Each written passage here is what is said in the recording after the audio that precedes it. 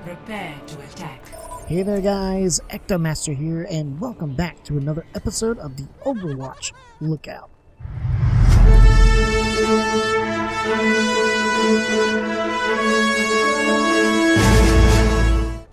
If you're new to the Overwatch Lookout, it is a weekly show, although I did miss it last week, and we did have a hiatus for a while, where I take a look at any news involving Overwatch, whether it be Overwatch itself or any other game that may have something to do with Overwatch. So I'm going to go back to last week, to the 9th of August, and talk about patches that came out from that.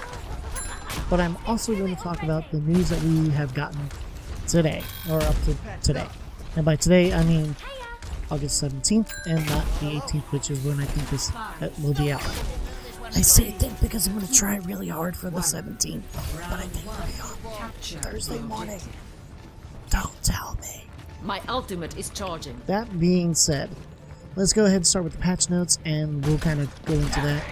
So on August 9th, they did some patch notes and map balance updates. Respawn time for defenders have been standardized to 10 seconds on all maps. Payload speed has been slightly reduced on One Punch Vulture, and we'll get into that in a few moments too. Some general bug fixes. They fixed the bug causing incomplete character models to load on the hero select screen. Fixed a number of bugs causing various crashes and instability issues. In competitive play, they fixed the bug that prevented user interface elements from displaying in some languages, and fixed the bug that caused the placement matches screen to display when some players would disconnect and rejoin a match. On maps, Estadio das Ras, I probably said that wrong, fixed a bug that allowed players to spawn as heroes other than Lucio, which was hilarious but not. Nepal, they fixed an issue which allowed players to get stuck outside the normal boundaries of the map, and Temple of Anubis fixed the bug causing a portion of the city wall to display incorrectly on all graphic settings. Now getting into that Gibraltar point, Jeff Kaplan did give this note. He thought this was cool and just wanted to share some info with everyone. Before the recent patch, Watch Point Gibraltar was imbalanced. In competitive play, they were seeing the attackers win 64% of the time. After the patch, in competitive play, the attacker win rate is 50.5%. So, all in essence, it almost brings it back to a balance, where 50% of the time the attackers win, and 50% of the time they did. And those changes actually happened in the August 2nd patch.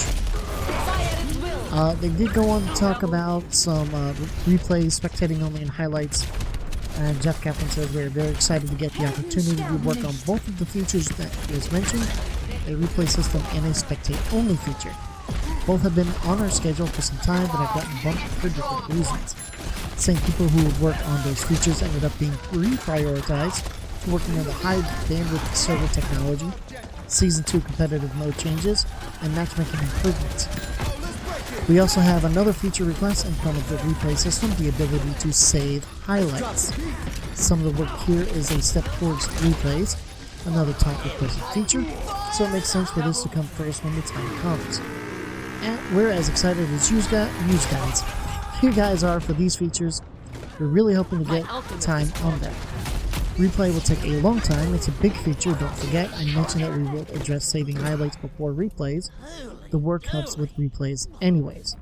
But doing replays correctly is a lot of work. Just trying to set expectations in a realistic place.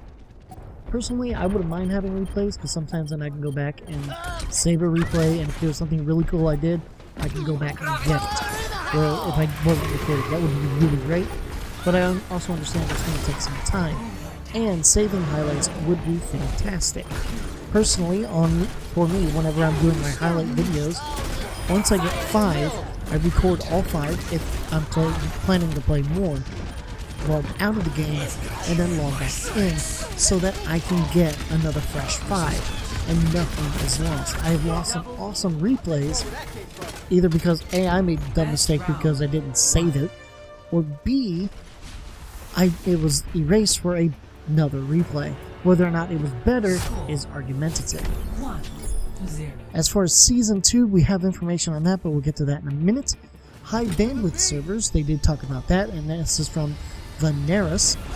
Says, hey everyone, when we implemented the high bandwidth option to custom games back in beta, we also noted that if the feature performed well and players responded positively to it, we would investigate adding it to other game modes. We're holding to that promise and are currently in the process of rolling out high bandwidth support globally for PC. This process may take a few weeks for all regions, but once fully deployed, all games, including those in quick play and competitive play, will be running it on an in-high bandwidth mode by default. So what does that mean? In Overwatch, our high bandwidth option adjusts the game's client update rate, the frequency at which your client gets updates from the game server, from 21 updates per second to 63 updates per second. This reduces the amount of time between when you complete an action and when the client hears back from the result, which in turn will help make the game feel more responsive. Since we know that not all internet connections are equal, we've also added in tech that will automatically and adaptively scale down your update rate if we find your connection can't keep up. Similarly, because high bandwidth servers, as the name suggests, will increase your bandwidth consumption, we're also looking to add an option to self-limit your update rate in a future patch. We're very excited to be able to roll out this support on PC and are already exploring how we can bring it to consoles. So there you have it. As I hit the mic, and I apologize. So, let's talk about the elephant in the room. And by elephant, I mean competitive play. So it wasn't that great. I ranked 43 or something like that. I'd have to actually go in the game to find out. I can't remember. And that was nice. It's what, middle of the pack, I believe. Not just in reality, but and also by their standards. Blizzard has come out and said that if you play 60%, you're actually like the top 6% of the world. Whereas anything like 70%, etc., you were getting really, really good. But it wasn't a good reflection of the system, and they have made changes going forward in Season 2. Jeff Kaplan did release a video on it, and I do have the breakdown from Overphone. Basically, it says skill rating. Skill rating in Season 1 did not feel good for players. With only 100 ranks of skill rating, it was weird to go up and down fractions of a skill level. If you were skill rating 60, you were in the top 6% of Overwatch players, which I just said. Season 2 will have a skill ceiling of 5,000, up from 100. Now, I know that sounds scary, but in Season 2, there are no more fractions, only whole numbers. So, for example, if you go down in skill, you're not going to go down like a fraction, like a third of 73 back down to 72.6666 repeated. It's going to be 73 to 72. But we'll get into why it's a skill ceiling of 5,000. Because there's now skill tiers.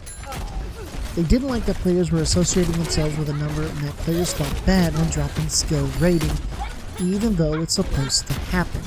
Skill tiers solve this. There will be 7 tiers of skill rating, example being bronze, silver, gold, diamond, master, grandmaster, and then platinum is mentioned as probably between gold and diamond. My ultimate is almost ready. Skill tiers have a range of 500 skill rating.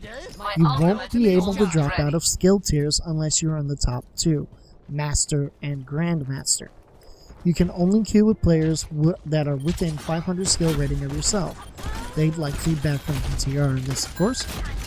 Master, Grandmaster, and Diamond players will lose 50 skill rating every 24 hours after they haven't played for 7 days. You can only go down to the bottom of Diamond. Top 500 players must have played at least 50 matches that season. So let's get into this. So before it was levels up to 100, and you kind of like middled around. With skill tiers now, you have much similar to StarCraft 2, where you start at bronze, then you go to silver, then gold, and platinum, then diamond, master, and grandmaster. Once you hit a tier, for example, say bronze into silver, you cannot get out of silver. You will be silver. You can't go back to bronze, you can only go up. Once you get to Grand Master and you start losing, you can hit back to Master, and if you continue to lose, you will get down to Diamond. You can't get out of Diamond. So that's the only two that, like, they say you can't drop out of the top two, which is you can drop out of Master and Grandmaster, but you can't. The lowest, highest you can get is bottom of Diamond. The highest you can get without dropping, period, is top of gold. Or in gold at least. So you can't go from gold to silver. You can only go up from gold. Or from platinum, I'm sorry, from platinum. You can only go up from platinum. Once you hit diamond, that's as far as you can go down, and then after that you just go up and down from there. Play of the game. I like this system. This makes a lot of sense. It's much better, much easier on players, and much simpler. Competitive points, they will be multiplying the number of competitive points required by golden guns by 10. If you have competitive points right now, they will be also multiplying them by 10 in the patch. And you will earn competitive points based on your skill tier. Now for the other elephant in the room, sudden death. Completely removed from the game. Sudden death will no longer happen. You can actually now tie, and everybody will receive competitive points. So you can still go up and down, and you can still tie, and you will go up and down for that tie, but you cannot, and I repeat, meet sudden death. There will be no sudden death. You either have a loser and a winner, or you both tie. It's going to kind of be like the NFL. It can happen. So on assault maps, if you capture a point that is not point A, you will be given 30 extra seconds on the clock. This is to allow for comeback moments. When given bonus time through final assault, you will only get 1 minute rather than the current 2 minutes. The second team will automatically receive bonus time if the first team received it. Hybrid and payload maps, receiving the time bank system. This should help prevent ties. Ties should only happen if no one moves the payload, period. And then the assemble heroes phase, are reducing the time you get to choose heroes when switching sides. I did put a link down below to the developer update about the Season 2 changes. You can check that out below. Moving on to newer new news. That's what we're talking. It has been announced that Zarya will be entering Heroes of the Storm. Yeah, wait, hold on. We were talking Overwatch. Well, like I said, Zarya is going to Heroes of the Storm. And you can actually check out some of her skills. She will actually, unlike Tracer, where Tracer already had her ultimate, which was Pulse Bomb, Zarya, you will get to choose between two ultimates. You'll either get to use her Graviton, like it is in-game, or you can do it the reverse way, where it'll actually push heroes away. And of course, she has her Grenade Bomb and whatnot. Also announced was a brand new map. I'm gonna say this very, very wrong, so I'm hoping I can copy it and Google Translate it so I can hear it real quick. It's basically a German map. You will be able to see. I've lied. I'm pretty sure there's supposed to be an end. Yeah, there's supposed to be an end. Probably Eichenwald. It's Eichenwald. Okay. Oh well. That's okay.